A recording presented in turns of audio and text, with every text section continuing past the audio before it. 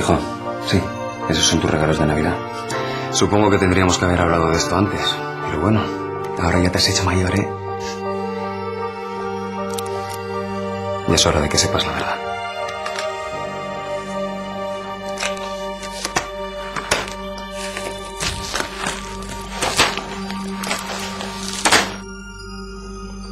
Los padres no existen.